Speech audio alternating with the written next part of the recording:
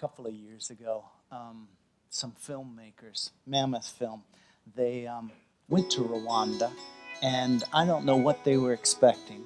I mean, you know, what would you expect if you were going to a country where 21 years ago, nearly 1 million people were killed? Not just killed by like an earthquake or a famine, but killed by their neighbors.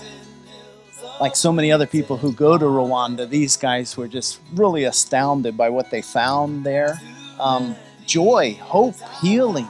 Is it possible to have healing after such a horrific experience like the genocide 21 years ago? You know, as I looked at this film for the first time, I kind of got this lump in my throat because this was our home. You know, we lived there for 6 years, and now to not see Rwanda portrayed as a genocide, but to see the beauty of this little country, to see the resilience, it made me very, very proud of the journey that Rwanda's taken. I'm not going to play the whole clip. I'll let you finish it. It's about 8 minutes long, and if you just Google Rwanda Vimeo, you'll find it there on your screen. But Teresa and I, and do I need to start again with the sound? Okay, thanks. Teresa and I get the opportunity, my wife and I, to travel all around the world, sharing Rwanda's stories. Rwanda's stories of progress. Also, we go back to the stories in 1994. This last summer, I was there with a group of students from the School of Ethics and Global Leadership.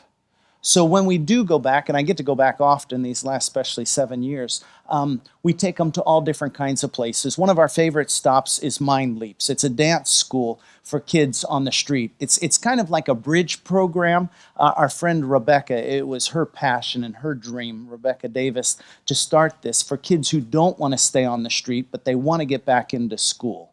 And as you look into the faces of the mentors, you just you get this sense of the instructors who are mentors. You get the sense that there is hope. You know, during a break, one of them had a little kid wrapped around his waist, doing things like a dad would do, a healthy touch. We also, as we travel, we go to the women dancers, and there's all kinds of exciting things as you travel around Rwanda. We hike up the hills, talk about locally grown products. Gerard Sina has got everything from hot sauce to little biscuits made out of sweet potatoes. He's also famous for playing classical music to his pigs. It's such a character. But of course, amidst this booming, vibrant life, there's still the backdrop of the genocide.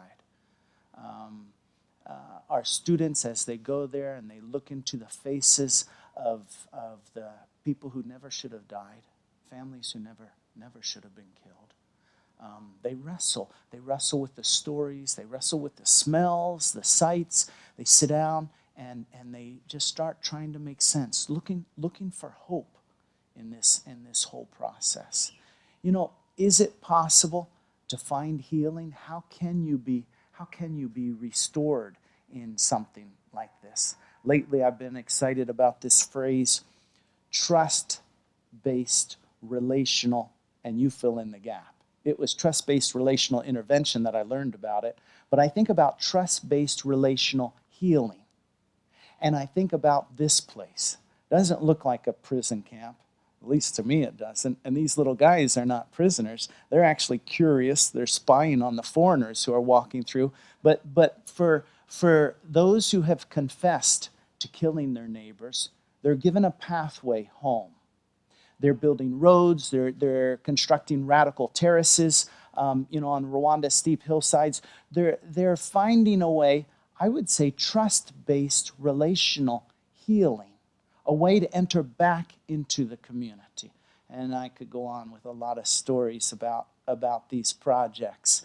But as we do take Rwanda's stories, we've gotten into about 20 countries. We have an incredible, there's an incredible connection that people make with Rwanda as we travel, whether we're in Venezuela or whether we're in Poland.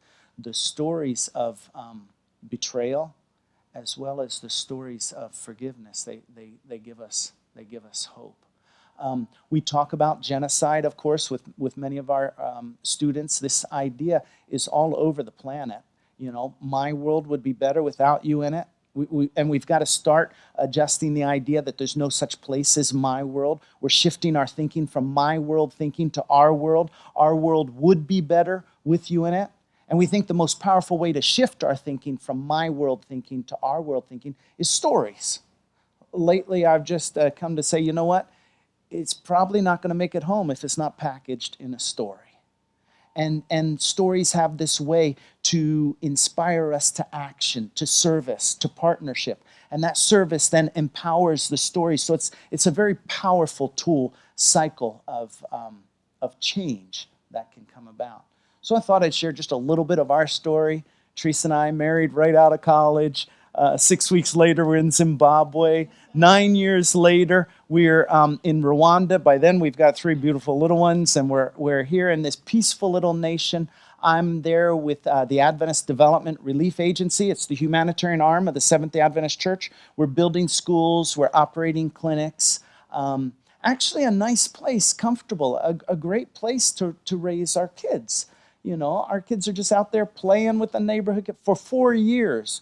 Our kids are playing. I don't know what all Sean was eating during that time, but they were building relationships.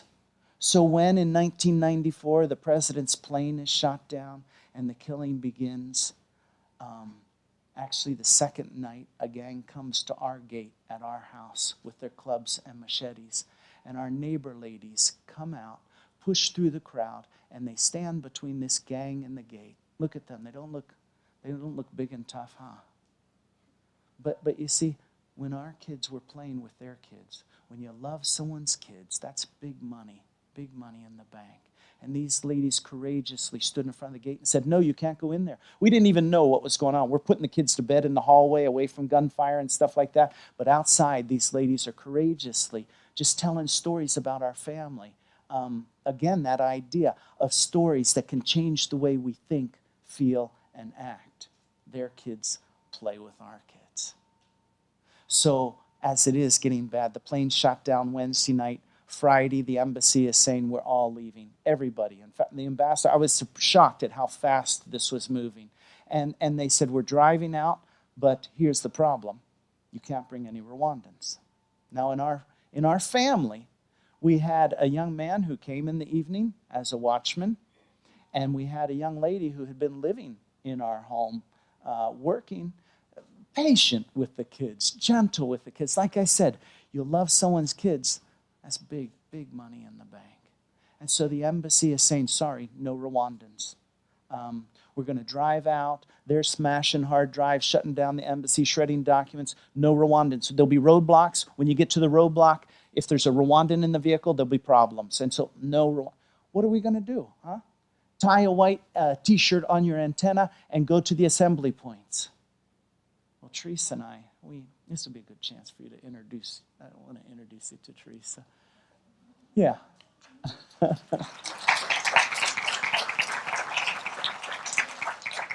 Teresa and I, we went in the bedroom. We talked, we prayed. It became very, very obvious that we couldn't leave these 2 people. And you know, I can't give Teresa enough credit. The natural thing to say is, what about me and the kids, right? Because the idea was, if I could stay, perhaps my presence would help keep these people alive. There was a huge respect for foreigners. But Teresa very, very definitely, very courageously said, no, we're going to be okay. My parents were visiting. We'll take the kids to safety. And I said, yeah, it probably won't be more than 2 weeks. And we had no idea this would stretch out for 3 months and nearly 1 million people would be killed. But even if she doesn't say anything, just having somebody by your side when you're making a decision like this, it's enormous. It's enormous. Teresa eventually would take the kids, you know. I mean, okay, we're not saying we might not see each other again. We're kind of entering into a land of denial. You know what I mean? I mean, you're thinking about the family, and you're thinking about all of those memories, everything that family means to us, and things like that. But our family had grown, and we had these 2 people, and so Teresa and the kids do leave. They don't look terrified. Teresa's giving them the sense it's going to be okay. That's what moms do. And then on they go from Burundi. Eventually, they fly on to Nairobi. And every day, Teresa would find somebody to watch the children while she would hike down to the embassy there in downtown. And we got to talk on the radio every day. It was a huge gift. A huge gift. Thank you, darling.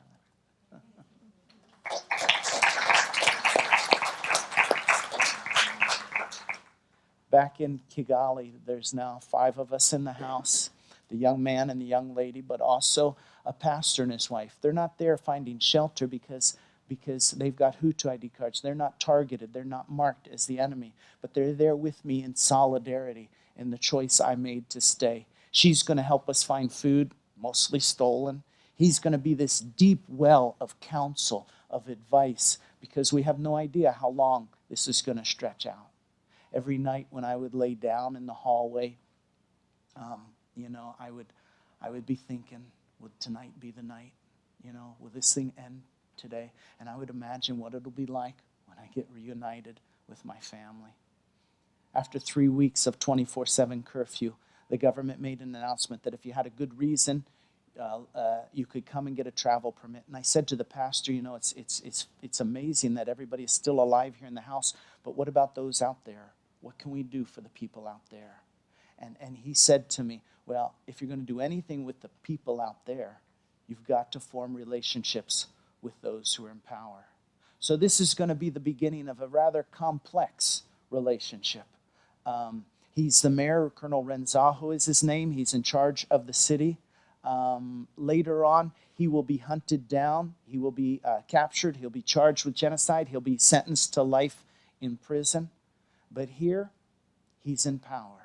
And he says to me as I introduce myself, and I want to help anybody that I can. I'm with the agency ADRA, humanitarian aid, Of course, he says, we need help at several orphanages. He prepares this travel document. I wouldn't have been able to make it through the roadblocks without this document. This is very organized. This is very structured horror, a very structured genocide.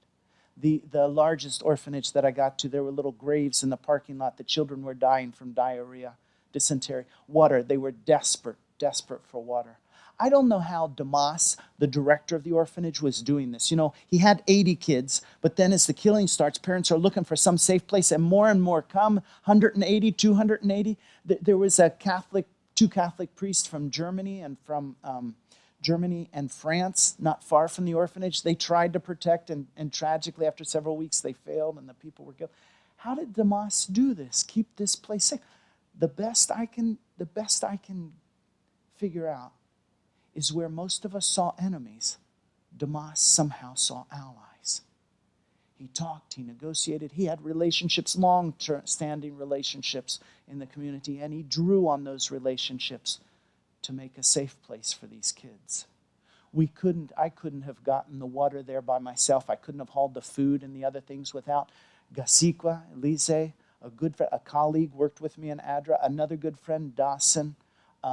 Those two men were of invaluable help. And Gasikwa himself wasn't just helping me. He had more than 40 people in his home looking for protection. And the people would come, and he might address one of these guys. They'd come, they've been ordered, they've been blaring on the radios throughout the whole country, and everybody's home, this radio, get out there, chop down the trees, fill the graves, there's much work still to be done. The cockroaches must be eliminated. And as these neighbors show up, Gasikwa meets them there with a chicken. He might say something like, Bernard, I know your kids are hungry. Why don't you take this chicken home? And I've often asked people, why did these guys leave with just a chicken? Why didn't they kill everybody? I mean, they're killers, right? Why didn't they kill everybody and take the chickens? But it doesn't take you long if you take a little time to think about this, to realize that not everybody's the same. Not everybody even wanted to kill. There was fear driving many people. Yeah, sometimes greed. I'm with some students in Scotland last year, and we came up with this kind of bizarre idea. What if we had an app on our phone that could measure how much somebody wanted to kill? It's weird, I know, but a want to kill app. And you point it at somebody and you think, wait a minute, this thing must be malfunctioning. It only says 18%. And I thought that they were killed. That means that there's what? There's 82% that I can appeal to find an ally. This whole idea that there are potential allies everywhere, that we are humans. There are basic feelings of empathy, of respect, of inclusion. You know, we talk a lot, these stories, I feel like these stories are just bursting with respect, empathy, and inclusion. And not just for Gasikwa, but even those who are perpetrating. As we begin to unpack these stories and we find, Damas, respect, empathy, and inclusion, this integrity, this consistency in what we believe and what we do, I think these are very powerful pathways to integrity, pathways to finding allies. So one more story. Gasikwa and I show up at the orphanage with a load of water, only to find out that the day before, the militia had been there and they'd said, empty this place. We know you're hiding Tutsis here. We're coming tomorrow. And if anybody's hit, we'll kill anybody who's left. I didn't know about this. I show up 3 minutes later. They don't know I'm the surprise element for them. They don't know I'm showing up. And there are about 50 of them, well armed to the teeth. They're led by a man who is, by the time the genocide's over, they'll say he's responsible for at least 1,000 people himself and his group who was killing. This man, I tried to talk to him as he came in, brushed right past me, went to the young brother of the director. Damas wasn't there. Fortunately, his young brother was there. I say fortunate because they wanted to find him first to kill, and then they would kill everybody else. This is going to be about 2, maybe 3, it's hard to keep track of time, 2, maybe 3 hour standoff. This guy will keep circling around kind of like a shark and stuff. And it's not just tough for us outside. I said, Gasikwa, siphon as slow as you can. I don't know why, but they're not coming in while we're here. But then imagine for the people inside. These children, these mothers, they had already seen this man. Very good chance that he had killed members of their own family. And for them now, they think this is it. It's over. I'm trying to call anybody I can with my radio. I'm calling, Mama Papa Zero, that's the UN. Mama Papa Zero, this is Adra 1, come in. And of course, I talk to them, but they can't get there. Eventually, I get a hold of Philip Gaillard, the chief of the Red Cross. And I said, Philip, I'm here. I explained the situation. He says, well, Damas is in my office. I said, well, don't let him come back because they're looking to kill him. And somehow Philip gets a hold of the police. And I really don't remember how much longer, but a lieutenant shows up with about 6 gendarmes. Can you stay here and spend the night, I ask him. No, we're too outnumbered. Look, this is what you got to do. He says, you need to go find reinforcements. We'll stay, you go find reinforcements. I'm like, wait a minute. Are they just trying to get me to leave? Because police had participated in the killing, but some had not. Could I trust this man? This was definitely, aside from the decision to stay, this was the toughest one for me. Here we are surrounded, and somehow my presence seems to be making a difference. If I leave, will I hear gunfire? Is it just to save my own? Literally, I felt like vomiting. I finally looked in the face of this lieutenant, and I said, okay, I'll go find help. As I drove away, no gunfire, big relief. Not long after, a little bit later, I find myself in Renzaho, the colonel's office. He's not in town, but his secretary. This lady, she says to me, listen, the prime minister's here. Well, they had killed the prime minister, a lady, the day after the plane was shot down, and they put in their own. This man is one of 3 people in charge of the genocide. I'm thinking to myself, why would I ask him for help? He's the one masterminding all of this. Again, you go online and you'll find details about this man, eventually arrested, and he's listed up there with so many others responsible for killing and stuff. But the secretary says, ask him. She must know something I don't know. He comes out. I basically just asked him if he'd stop the genocide. The massacre at the orphanage. I don't think it's the words I said to him. I think it's the fact that I was there, that I was present. That physical presence of being, and he did. He stopped that massacre. Much, much more to those stories. But let's come back now to Rwanda. Oh, by the way, the young people in our home did survive. The young man, the young lady. Everybody in Rwanda with such powerful stories, though. But back here, looking into the face of these kids at this labor camp. What's their future in this country? These kids have, most of them don't even know many details about the genocide because their parents are very hesitant to talk about it for understandable reasons. But then you look into the faces of those who did the killing. Our students there are asking them questions. Why? How can you live? Very blank, frank questions. How can you live with yourself? One of the ladies raises her hands and says, confession. She says, there's no freedom without confession. Another lady says, what did you expect us to do? We were ordered to do this. I'm looking for some individual accountability. I don't want to underestimate the power of being ordered to do this by your government. And a boy says, well, my school teacher was doing it. My uncle was doing it. What did you expect me to do? But we want some individual accountability. There's people like Gasikwa who, when they're ordered to do it, they don't. So come on. We want to hear more. And I said, suppose, as the Finnish student finished asking their questions, I said, okay, suppose that responsibility for killing was represented by these 10 stones. How many stones would you lay at the feet of those who ordered you to kill? And how many stones would you put at your own feet? And the lady, you see her in the uniform up in the top corner there, she translated for me, and a man raised his hand. I'm thinking at best he'll say 9 stones and he'll keep 1. But he doesn't. He says, I'd put 3 stones at the feet of those who ordered us, and 7 at our feet. I'm thinking, looking for an individual response, but this is a community it is a culture of community. And I think to myself, for years, you think I'm wondering about this? He's been thinking about this for years. But honestly, when the kids get together for a picture, part of me says, don't go near them. Part of me says, to those people in uniform, don't touch them. You do not deserve another chance. I saw what you did. The horrors. I haven't begun to communicate to you the horrors of that time, but I saw it. And you wrestle with this idea of another chance or restorative justice in something as heinous as this. But then you look into the faces of the kids and you say, wait a minute. This is not about what the killers deserve. This is about what the kids deserve. They deserve to grow up in a country that is not caught up in cycles of violence and revenge again and again. They deserve to grow up in a place of grace. These kids deserve it. And so we reshift our thinking to the perspective of the kids.